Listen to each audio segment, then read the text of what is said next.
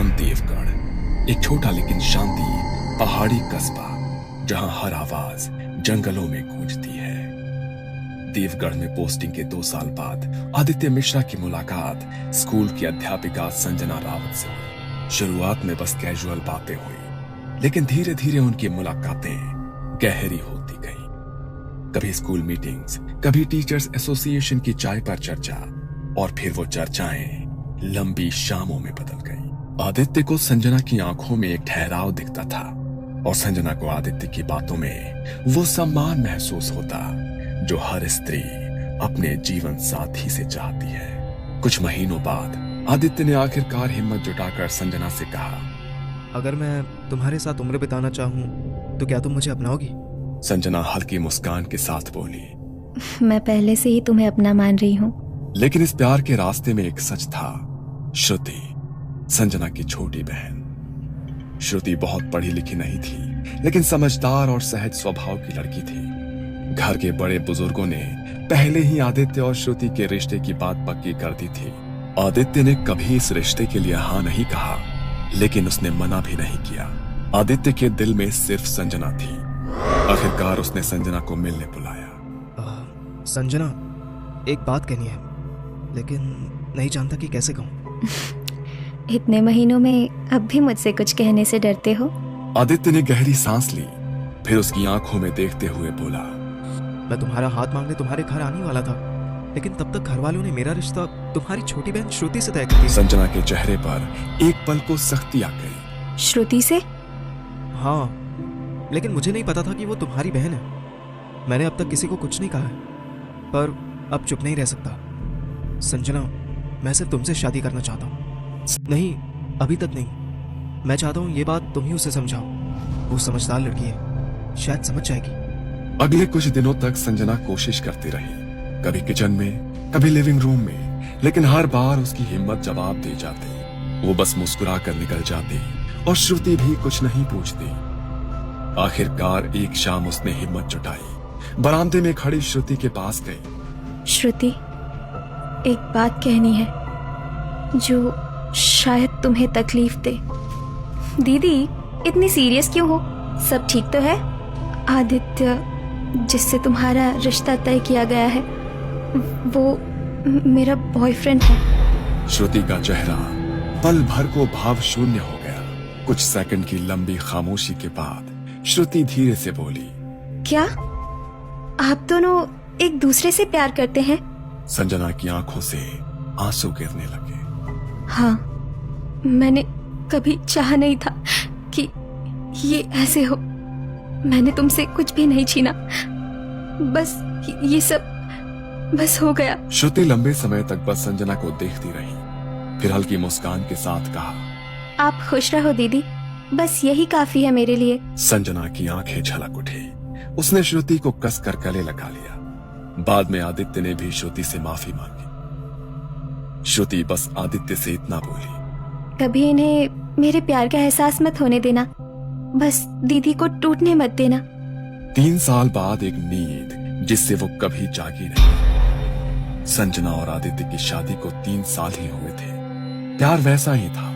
रोज सुबह आदित्य चाय बनाता, संजना बालों में फूल लगाकर उसे तंग करती, और रात को दोनों एक साथ बैठकर पुरानी बातें करते। पर सब कुछ एक रात में बदल गया। एक रात संजना ने कहा, दिल भारी सा लग रहा है आज, कुछ ठीक नहीं लग रहा। अचानक सीने में दर्द उठा। अस्पताल ले जाया गया, पर डॉक्टर ने सिर झुका लिया। Heart failure. उस रात आदित्य की दुनिया बदल गई। उसके दिल की धड़कन रुक गई। गांव के शमशान घाट में अगली सुबह संजना का अंतिम संस्कार किया गया। संजना को शादी के जोड़े में विदा कर दिया। उसका चेहरा शांत था, लेकिन उसकी आंखें खुली थी। पंडित ने कई बार मंत्र पढ़े, लकड़ियां डाली और आदित्य ने अग्नि दी, पर जैसे ही आग जलने लगी, साथ साथ धुआं भी उठता रहा, पर शरीर भगे। बस एक अजीब सा बोझ उसके सीने में बैठ गया। उस रात आदित्य अकेले घर लौटा। घर में एक अजीब सा सन्नाटा था। बीच रात वो किचन में पानी लेने गया। खिड़की से आती चांद की रोशनी में उसने यही देखा कि वो खड़ी, लाल साड़ी, खुले बाल, हाथों में वही चूड़ियां, चेहरा अधभरा धुंध में लेकिन वो पहचान गया। आदित्य का गला सूख गया। संजना, उसके होठ थोड़े हिले, जैसे वो मुस्कुराई हो, और फिर अंधेरे में समा गए। इसके बाद आदित्य को नींद नहीं आई। वो बिस्तर पर लेटा तो जरूर, लेकिन दिमाग उसी किचन के दरवाजे पर अटका था। आदित्य सोच रहा था, क्या सच में मैंने उसे देखा? ये मेरे दिमाग का खेल है? उस रात में कई बार उसने उठकर किचन में जाकर देखा। हर बार बस खालीपन था, सिर्फ फ्रिज की धीमी आवाज और घड़ी की टिक टिक। सुबह होते ही उसने श्रुति को फोन किया। आवाज में घबराहट और अकेलापन साफ झलक रहा था। श्रुति, कल रात मुझे लगा जैसे मैंने संजना को देखा। जीजू, आपको अकेलेपन ने परेशान कर दिया है, मैं आ रही हूँ। उस दिन के बाद से श्रुति अक्सर उससे मिलने आने लगी। कभी कुछ खाने का बहाना, तो कभी पुरानी बातें करने का। कई बार वो देर तक बैठी रहती, और कई रातें ऐसी भी थी जब वो वहीं रुक जाती। धीरे धीरे उनकी बातचीत गहरी होने लगी। कभी हंसी तो कभी चुप्पी, कभी बस एक दूसरे को देखना, जैसे कोई नया रिश्ता बनने को तैयार हो। लेकिन दोनों को ये एहसास नहीं था कि जिस घर में वो करीब आ रहे थे, वहां कोई और भी मौजूद था, कोई जो ये सब कुछ देख रहा था। संजना के जाने के बाद आदित्य का अकेलापन अब सबके सामने साफ दिखने लगा था। श्रुति अक्सर उससे मिलने आती, उसके लिए खाना बनाती, घर साफ करती। जब कभी आदित्य कहता, आज रुक जाओ, घर लौटने में देर हो जाएगी, तो श्रुति घर वालों को फोन करके कह देती, आज मैं यहाँ रुक जाऊंगी। धीरे धीरे दोनों की ये मुलाकातें घर और गली में चर्चा का विषय बनने लगी। लोग कहते, शायद दोनों एक दूसरे में सहारा ढूंढ रहे हैं। ये बात दोनों परिवारों तक पहुंची। उन्होंने सोचा कि सही समय आने पर इनसे शादी की बात कर ली जाए, पर इस पूरी कहानी को कोई और भी देख रहा था, यानी संजना की आत्मा। वो अक्सर आदित्य और श्रुति को साथ बैठा देखती, कभी खिड़की के पास खड़ी रहती, तो कभी दरवाजे के पीछे। धीरे धीरे लोगों ने भी रात में गली में उसके दिखने की बातें करनी शुरू कर दी। कल रात मोड़ पर किसी को लाल साड़ी में देखा, और फिर पलक झपकते ही वो गायब हो गई। भाई, आदित्य के घर के बाहर एक औरत खड़ी थी, चेहरा धुंधला और बाल बिखरे थे। घर में भी अजीब घटनाएं शुरू हो गई। कभी आदित्य देर से लौटता तो देखता कि किचन का सामान इधर उधर बिखरा है। कभी शाम को लौटकर किचन में जाता तो गरम चाय तैयार मिलती। वो सोचता, शायद श्रुति आई होगी और बनाकर गई होगी। लेकिन कई बार तो ऐसा तब भी हुआ जब श्रुति आई ही नहीं थी। एक शाम जब आदित्य घर लौटा, तब श्रुति किचन में चाय बना रही है। उसने धीरे से पुकारा, श्रुति। वो पीछे मुड़ा और आदित्य का दिल रुक सा गया। वो चेहरा श्रुति का था, लेकिन आंखें, मुस्कान और वो हल्का झुकाव सब संजना का था। वो कुछ देर बस देखता रह गया। जब श्रुति ने उसे आवाज दी तो वो होश में आया और उसे अब श्रुति दिखी। उस रात आदित्य को एहसास हुआ कि संजना सिर्फ बाहर से ही नहीं देख रही, वो श्रुति के अंदर भी आ रही है, कभी कभी पूरी तरह। वो श्रुति के जरिए आदित्य से प्यार करने की कोशिश करती थी, पर श्रुति को इसका कोई अंदाजा नहीं आया था। दिन गुजरते रहे, लेकिन आदित्य का चैन जाता रहा। संजना अब सिर्फ गली के मोड़ पर या किचन में नहीं दिखती थी, वो हर जगह थी। कभी सुबह दफ्तर जाने से पहले वो दाढ़ी बनाते हुए आईने में देखता तो पीछे संजना खड़ी होती। आदित्य पलटता तो पीछे कोई नहीं होता। कभी टीवी देखते हुए कमरे के कोने में लाल साड़ी का किनारा हिलता दिखता। रात को सोते वक्त बिस्तर के पास किसी के बैठने का एहसास, पर आंख खोलो तो सिर्फ अंधेरा। और सबसे खौफनाक, कभी कभी आधी रात को नींद खुलती तो उसे महसूस होता कि कोई उसके सीने पर बैठा है, ठंडी सांस उसके चेहरे पर आ रही है, और फिर धीरे धीरे वो वजन हल्का हो जाता। आदित्य को धीरे धीरे समझ आने लगा कि संजना अब सिर्फ बाहर नहीं है, वो श्रुति के अंदर भी आती है। कभी कभी श्रुति आदित्य से ऐसी बातें करती जो सिर्फ संजना जानती थी। एक शाम आदित्य ने बस यूं ही कहा, वो पुराना लाल दुपट्टा कहाँ है जो तुमने हमारी पहली दिवाली पर पहना था?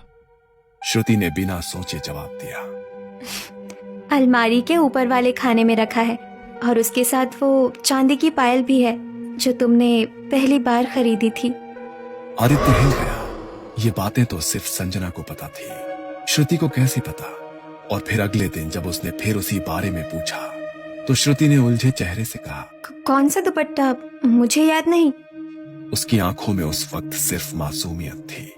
यानी कल रात जो जवाब दे रही थी वो श्रुति नहीं संजना थी? इसी बीच घर वालों ने उनकी शादी की बात पक्की कर दी। सबको लगा कि ये दोनों अब एक दूसरे के बिना रह नहीं सकते। लेकिन शादी की तारीख जैसे जैसे पास आती, अजीब रुकावटें आने लगी।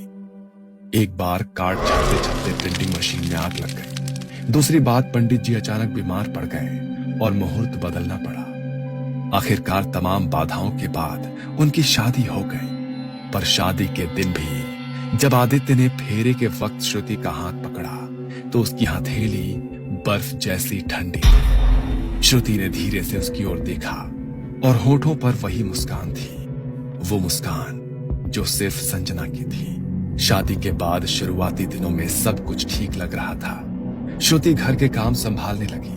आदित्य से उतनी ही नरमी और अपनेपन से बात करती जैसे कोई नई दुल्हन करती है। लेकिन आदित्य ने महसूस किया कि उसका सजना संवरना बिल्कुल वैसा ही है जैसा संजना करती थी। वो वही लाल बिंदी लगाती, वही इत्र लगाती जिसकी खुशबू आदित्य पहचानता था, वही साड़ी जो संजना की पसंदीदा थी। पहले आदित्य ने सोचा कि यह महज एक संयोग है, लेकिन जब उसने देखा कि श्रुति किचन में वैसे ही चाय बना रही है, उसी तरीके से जैसे संजना बनाया करती थी, पतीली में पानी डालने से पहले पत्तियां हल्की सी भुनना, तो उसके रोंगटे खड़े हो गए। धीरे धीरे यह एहसास बढ़ने लगा। श्रुति की चाल, उसके हाव भाव, उसकी हंसी, सब कुछ संजना की तरह हो चुका था। ऐसा लग रहा था जैसे आदित्य ने दूसरी बार संजना से शादी कर ली हो। लेकिन डर वहीं से शुरू हुआ। रात को जब आदित्य और श्रुति सो जाते तो कई बार आदित्य की नींद एक एहसास से खुलती कि बिस्तर के पास कोई खड़ा है। लाइट जलाने पर बिस्तर खाली होता, लेकिन खिड़की आधी खुली होती और बाहर गली से किसी औरत के पायल की छन छन की आवाज आती। श्रुति अक्सर बिना वजह के घंटों आईने के सामने बैठी रहती। अपनी साड़ी का पल्लू वो बार बार ठीक करती। एक दिन उसी आईने में आदित्य को देखते हुए उसने कहा, अब कोई मुझे तुमसे अलग नहीं कर सकता। आदित्य की नजरें उसके हर हाव भाव पर थी। आज उसने ठान लिया था कि वो सच सामने ले आएगा। संजना! श्रुति के हाथ रुक गए। कुछ पल उसने कुछ नहीं कहा। फिर बहुत धीरे से उसने सिर घुमाया। उसके चेहरे पर हल्की सी मुस्कान थी, वही मुस्कान जो आदित्य सालों पहले देख चुका था। संजना, ये तुम हो ना? श्रुति धीरे धीरे आईने के सामने खड़ी हुई और बिना पलक झपकाए आदित्य की तरफ देखा। मैं कहीं नहीं गई थी आदित्य। तुमने मुझे जलाया जरूर, लेकिन मेरा प्यार मरा नहीं। श्रुति का शरीर क्यों? ये उसका जीवन है, तुम्हारा नहीं। तुमने मुझे चाहा था, मेरी जगह कोई और कैसे ले सकती है? अब ये शरीर मेरा है और तुम भी। तुम पागल हो गई हो। पागल नहीं, तुमसे अलग होने के दर्द ने मुझे जिंदा रखा है आदित्य। लेकिन अब अगर तुम चाहते हो कि मैं श्रुति को ऐसे ही छोड़ दूं, तो तुम्हें मुझे कीमत देनी होगी। कीमत? कैसी कीमत? उसने अजीब और खतरनाक मांगे करना शुरू कर दिया। तुम्हें पवित्र तेल से दिया जलाना होगा और 7 रातों तक उसे कोई ना देखे, बस जलता रहे। उस मंदिर की मूर्ति लाकर दो जहां हमारी पहली मुलाकात हुई थी। और एक रात उसकी आवाज ठंडी और पत्थर जैसी हो गई। एक बलि चाहिए, बकरा नहीं या मुर्गा नहीं, इंसान। आदित्य डर के मारे कुछ कह नहीं पाता। वो जानता था अगर उसने मना किया तो शायद संजना श्रुति की जान ले लेगी। इसलिए उसने हर मांग पूरी करने की कोशिश की। तेल का बर्तन, मंदिर की मूर्ति, लेकिन हर बार एक मांग पूरी होते ही दूसरी और भी भयानक मांग सामने आ जाती। आदित्य को अब समझ आ गया था कि यह मोहब्बत नहीं, पागलपन था। और अगर उसने कुछ नहीं किया तो वो श्रुति को हमेशा के लिए खो देगा। आदित्य अब टूट चुका था। संजना की आत्मा की अजीब और खतरनाक मांगे, श्रुति का बदलता स्वभाव और अब श्रुति का गर्भवती होना, सब मिलकर उसे अंदर से तोड़ रहे थे। हर रात उसे डर सताता था कि अगर ये आत्मा बच्चे पर भी हक जताने लगी तो क्या होगा। आखिरकार एक रात उसने तय किया कि वो अब चुप नहीं बैठेगी। गांव के बाहर पहाड़ी रास्तों के बीच एक पुराना आश्रम था जहां बाबा सुदर्शन नाथ रहते थे।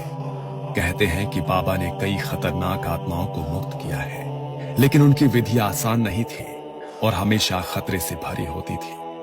आदित्य ने जैसे ही बाबा को अपनी पूरी कहानी सुनाई, बाबा की आंखें सिकुड़ गई। बेटा, मोह में फंसी आत्मा सबसे खतरनाक होती है। प्यार और पागल में फर्क मिट जाता है और वो किसी भी हद तक जा सकती है। अगर ये आत्मा वाकई तेरी पत्नी है तो समझ ले, इसे बाहर निकालना उतना ही मुश्किल होगा जितना किसी इंसान को उसकी सांस से अलग करना। पर बाबा, मेरी बीवी, मेरा बच्चा, वो खतरे में है। ये काम आसान नहीं है, इसमें जान भी जा सकती है। अगर तेरी किस्मत ने साथ छोड़ दिया तो ये आत्मा तुझ पर या तेरे बच्चे पर भी सवार हो सकती है। कुछ पल की खामोशी के बाद आदित्य ने सिर झुकाकर कहा, मैं तैयार हूं बाबा, बस श्रुति को बचा लीजिए। बाबा ने एक मोटी पीली कागज पर सामग्री की सूची लिखी। शमशान की राख जो अमावस्या की रात ली गई हो, पीपल के पेड़ की सूखी टहनी, काले तिल और सरसों का तेल का दीपक, लाल धागा जो किसी विधवा के हाथ से बंधा हो, और सबसे आखिरी एक मुट्ठी भर मिट्टी उस जगह की जहां संजना का अंतिम संस्कार हुआ था। इन सब के बिना विधि अधूरी रहेगी और आत्मा और भी भयंकर बन जाएगी। 2 दिन तक आदित्य ने हर चीज जुटाई। कई बार ऐसा लगा कि कोई अदृश्य ताकत उसके पीछे है। मंदिर जाते समय हवा का तेज झोंका, घर लौटते वक्त गली के कोने में वही लाल साड़ी का आभास, और रात को खिड़की पर दस्तक। अमावस्या के 2 दिन बाद बाबा शाम को आदित्य के घर आए। लिविंग रूम में एक गोल घेरा बनाया गया, चारों दिशाओं में दीपक रखे गए और बीच में हवन कुंड। श्रुति को घेरे के अंदर बिठाया गया। उसके माथे पर सिंदूर का गोला बनाकर बाबा ने काले तिल का तिलक लगाया। जैसे ही मंत्रोच्चार शुरू हुआ, हवा का रुख बदल गया। खिड़कियां खुद ब खुद बजने लगी, जैसे कोई हाथों से उसे पीट रहा। श्रुति का शरीर धीरे धीरे कांपने लगा, उसकी सांसें तेज हो गई। और फिर आदित्य, ये क्या कर रहे हो? मैं तुम्हें छोड़कर नहीं जाऊंगी। ये शरीर अब मेरा है। संजना, ये गलत है। श्रुति को छोड़ दो, हमारे बच्चे को छोड़ दो। अगर मैं नहीं तो कोई नहीं। मैं तेरा पहला और आखिरी प्यार हूँ। बाबा ने तुरंत पीपल की टहनी को हवन में डाला और शमशान की राख श्रुति के चारों तरफ छिड़क दी। ओम क्षतप्रेत मोचनाय नमः। मंत्रों की गूंज से कमरा भर गया। तभी अचानक श्रुति के चेहरे पर एक डरावनी मुस्कान फैल गई। उसकी आंखों से दर्द में आंसू बहने लगे। आदित्य ने पहली बार महसूस किया कि ये अब सिर्फ उसकी पत्नी की आत्मा नहीं है, ये हद से ज्यादा डरावनी बन चुकी है, जैसे बाबा ने पहले बताया था। फिर बाबा ने आदेश दिया, आदित्य, वो मिट्टी ला जहां इसका संस्कार हुआ था। आदित्य ने कांपते हाथों से थैली खोली और मिट्टी बाबा को दे दी। बाबा ने वो मिट्टी हवन की आग में डालते हुए कहा, जैसे ये शरीर धरती में मिला, वैसे ही तेरी आत्मा अब धरती में मिले। मुक्त हो जा। जैसे ही ये कहा गया, श्रुति ने भयानक चीख मारी। उसका सिर पीछे को झुक गया और एक काली राख उसके शरीर से निकलकर धुएं की तरह ऊपर उठी, फिर हवन की लपटों में समा गई। श्रुति बेहोश होकर जमीन पर गिर पड़ी। कमरा ठंडा हो गया। दीपक की लौ स्थिर हो गई। बाबा ने गहरी सांस लेकर कहा, खत्म हुआ, लेकिन याद रख, मुंह में फंसी आत्मा कभी पूरी तरह खत्म नहीं होती, बस सो जाती है और सही वक्त का इंतजार करती है। अगली सुबह जब श्रुति की आंख खुली तो उसे कुछ याद नहीं था। आदित्य के दिमाग में बाबा ने जाते जाते जो कहा वही गूंज रहा था कि आत्माएं भी मोह में फंस जाती हैं और मोह प्रेम से ऊपर हो जाए तो वो भूत बन जाता है। आदित्य कुछ पल उसे देखता रहा। उसके चेहरे पर अब संजना का कोई असर नहीं था, पर उसके दिल में जो डर और बेचैनी थी वो खत्म नहीं हो रही थी। कुछ दिन बाद जब श्रुति थोड़ी ठीक हुई, आदित्य ने उसे सब कुछ बता दिया। कैसे संजना की आत्मा उसके अंदर आ गई थी, कैसे वो धीरे धीरे उसे पूरी तरह से अपने काबू में ले रही थी, और कैसे तांत्रिक बाबा ने उसे मुक्त किया। शुरू में श्रुति को विश्वास ही नहीं हुआ, लेकिन डर से उसका चेहरा पीला पड़ गया, हाथ ठंडे हो गए। मतलब दीदी मेरे अंदर उसकी आवाज कांप रही थी। आदित्य ने सिर हिलाया और वो एक पल के लिए उसके सीने से लगकर फूट फूट कर रो पड़ी। एक शाम आदित्य ने दोनों परिवारों को बुलाकर सब कुछ साफ साफ बता दिया। अब तक जो कुछ उन्होंने सोचा था कि शादी के बाद की अजीब बातें महज भ्रम है, वो सच निकलने पर सभी के चेहरों का रंग उड़ गया था। आदित्य ने बाबा की आखिरी चेतावनी भी दोहराई। ये सुनकर कमरे में सन्नाटा छा गया। दोनों परिवार ने आपस में बैठकर फैसला लिया कि इस घर में रहना अब ठीक नहीं।